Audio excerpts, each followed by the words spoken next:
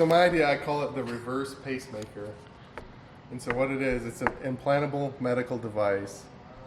And if it detects that your heart stops, rather than try to start it again, it releases coolant through your body to cool your body down.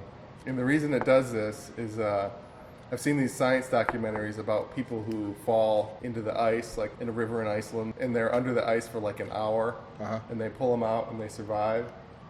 They were underwater for an hour? Not breathing and unconscious and just floating there, and somehow they got found and pulled out, and they were revived and slim to no brain damage. And the reason that works is that without oxygen, cells die within like 2 or 3 minutes, unless they're below a certain temperature. Then they can last like hours before they die. And it's not that cold. It doesn't have to be frigid cold. Just cold enough to stop brain damage. And it's like, and that temperature is like 70 degrees Fahrenheit. That's the internal body temperature. So if you were to just keel over and die like right now, it would take like an hour or two for your internal body temperature to cool down by itself to 70 degrees. But these people have been with their heart stopped for that long? Yep. How's their blood flowing? It's not. So the brain can go without oxygen for that? The brain is off. I never heard that. I didn't know that would work. It's weird. What happens to the blood when your body gets that cold? What happens to your organs when your body gets that cold? 70? Yeah. Everything just... I don't think... I wouldn't think it would coagulate. If you were like perfectly healthy and your heart was beating and they tried to cool your body down to 70, I think you would Fucking die? before you got there. So I think they would just be not doing anything. So it's like a little step of like cryogenic freezing people in a way. It somehow relates to that. And they're starting to do more of that in surgeries, like cooling the body down. But you're cooling it that internally. way if shit happens during the surgery, they Right. have more time. I worked on medical device software. I did like the boring parts. It's not really impressive what I did, but I sort of learned how these devices work. And one of the things they have is a battery. It's about like the size of a hockey puck, about half the height. And they'll put it like somewhere in your chest cavity, and they'll run a wire to some part of your body. They're called implantable pulse generators. And so one of them was they were trying to recover brain functionality after a stroke. So they would run a wire from this battery up your neck into your head where the stroke caused damage, and it would deliver a sort of a periodic current. And they were trying to stimulate brain cell recovery to try to get some functionality back after a stroke. And another one they did was for urinary incontinence. And it would somehow stimulate like a nerve to tense the muscles to block urine flow for people. Right. Well, there's lots of devices that just use electrical stimulation, but you're talking about circulating coolant. So what? So yeah, basically they have a hockey puck-ish size battery in the body. I'm getting there. And how they charge it is they have a magnetic charger that you hold up. You plug into in the garage or something. So I don't know if you know anything about, like a rotating magnet causes a current, and that current can go into the battery and charge the battery. So you can charge a battery through the skin. Yeah. So the only devices I saw were sort of small devices that had like a milliamp type output. But you hear about people who have tumors like the size of a basketball, and they live, and people and women get pregnant, and people are just fat. So people can. I don't see a reason why you couldn't have a big heavy battery that you would need to run a refrigerant coolant type device. So I don't know how it would. Well, I mean, for pumping. I mean, if that's what you're talking about. It would pump, and it would. I don't know how a refrigerator works, but it needs a lot of electricity. Well, there's a refrigerant cycle, and it gets compressed and then let down through a valve. And when it gets let down through a valve, it cools off. And then there's a heat exchanger on the other side. So I'm not sure how you translate. I just don't. I mean, you have to take something that's cool and from where you're talking and get it into the body. And I just assume that there could be tissues. some sort of reservoir of some coolant chemical that they can put in there. But could you get the same thing from maybe like a portable like ice bath? could you do that externally? Like just place someone in like a portable ice Yeah, bath? but this idea is so a lot of people die on the way to the hospital in the ambulance or just in their apartment alone, sleeping or whatever. Yeah. So this is for them. Okay. And what it would do is it would sense the heart stop just like a pacemaker does. That technology exists. Maybe you could even try and have it work like a pacemaker for a minute or two before it gives up. And then what it would do is it would it'd have like a cellular connection in it, and it would call like a service, like I'm gonna activate, and it would wait for a response because you don't want accidental. Yeah. Well, I think the triggering part's not the hard part. It's what's the coolant going to be and where is it going to go? Like, is it going to go in the bloodstream? Is it going to go through the tissues somehow? How is it going to circulate back? The idea is it would pump the heart, so it would circulate the blood, and somehow, again, I don't have the full. Like I said, I like to have some sort of concreteness to the idea, but it's not a complete idea. Yeah. So yeah, it would alert the authorities that it's going to turn on. This person is in this location. Even that, in and of itself, is probably a useful medical application. But then it would cool the person down, and then the ambulance would have like an hour to find the person, unless they're like baking on a sidewalk or something. Yeah, then forget it. Just then you call. Or their pets are like eating their you face call the morgue. or something. Yeah. Call the coroner. Reroute the call. Yeah, that could be a use for it, you know. If it's almost impossible to die before you get to the hospital, sicker and sicker people will make it to the hospital in time for the hospital to do things. And so it'll also help the technologies that exist get better. Yeah. And as hospitals get better and better, you could make it almost impossible to die, period.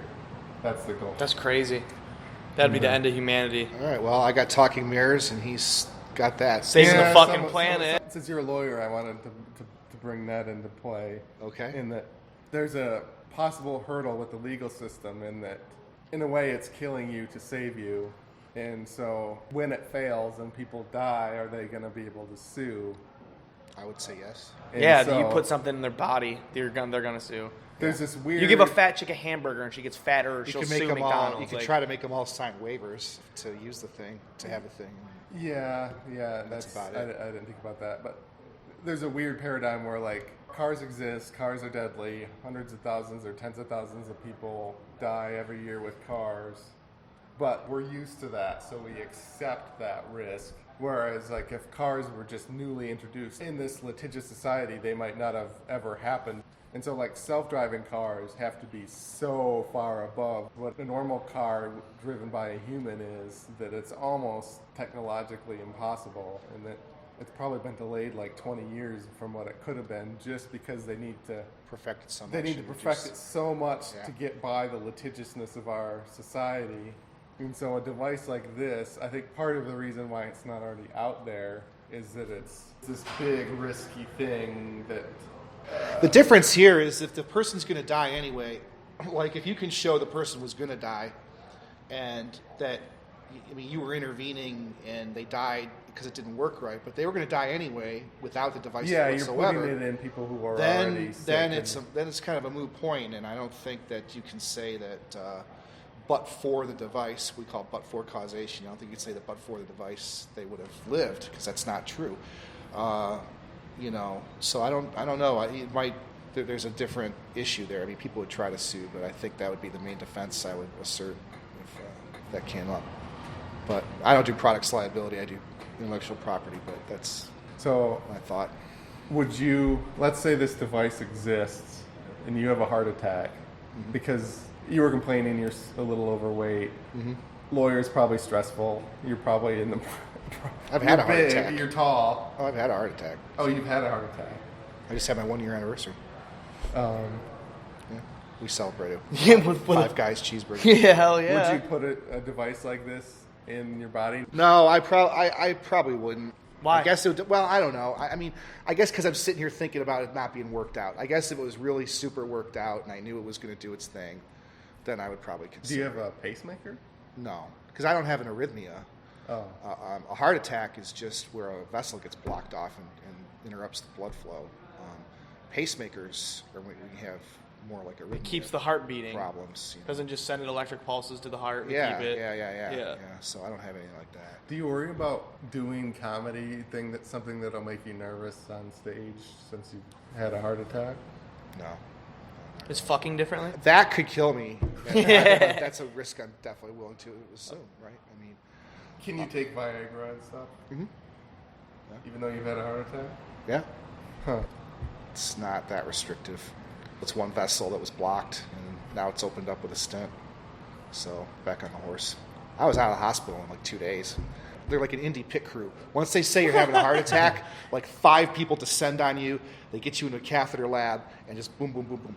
Plus, the heart attack gave me my first really successful comedy bit. Mark Ridley saw it, and on the strength of that, then I got a weekend emceeing there. Fuck, you should have another one just to have another bit. I'm not about to give up that heart attack. Like, that was big for me.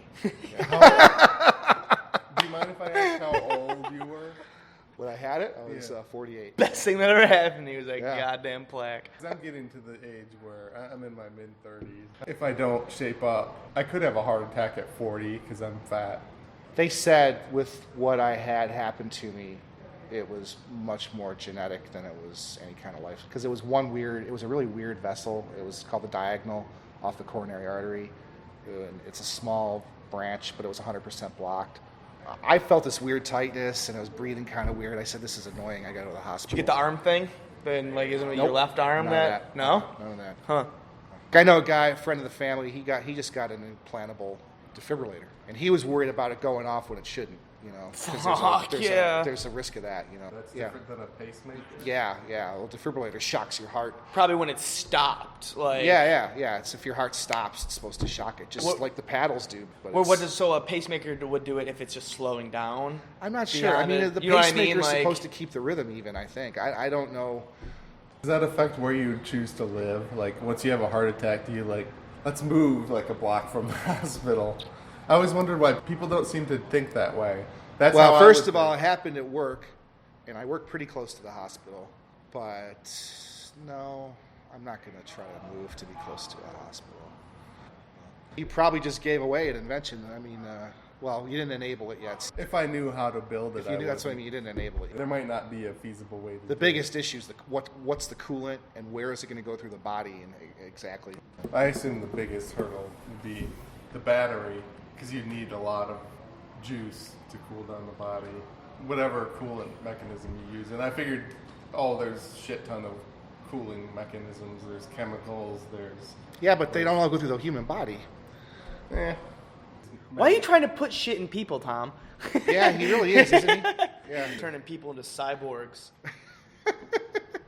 Just fucking. Well, that was my idea, kind of comedy death, but... But life. But, But yeah, actual life. actual It might have life. been comedy death, but it was actual life. So it's been a few days, and I have a couple comments I'd like to add about my idea. I hadn't really come up with a clearly defined cooling mechanism, and in our discussion we landed on the concept of mixing coolant into the blood. That wasn't really how I was picturing it. I was picturing some type of cooling pad inside the body that'd be next to a major artery or something, so the blood would cool as it passed next to it. And I did some Googling, and I read this. Most chemical reactions are called exothermic reactions and release heat into the environment, but there are also chemical reactions called endothermic reactions that absorb energy, such as heat energy, from the environment. Endothermic reactions usually occur when energy is being added. An example is the decomposition of compounds into their constituent elements by using strong electric currents. So you could have a cooling pad inside the body with a chemical in it, and you'd apply electricity from the battery to create an endothermic reaction to create a cooling effect. So yeah, that could work. I'm comedian Cory. I'm comedian Steve Hansen. And I'm your host, Tom Walma. This is Creativity Wasted. If you like this podcast, please subscribe and give a review or rating on iTunes, Google Play, Stitcher, SoundCloud, or wherever you got it. I have a website, creativitywasted.com, and I also started a Patreon. So if you love the show, consider donating to Patreon. Thanks for listening.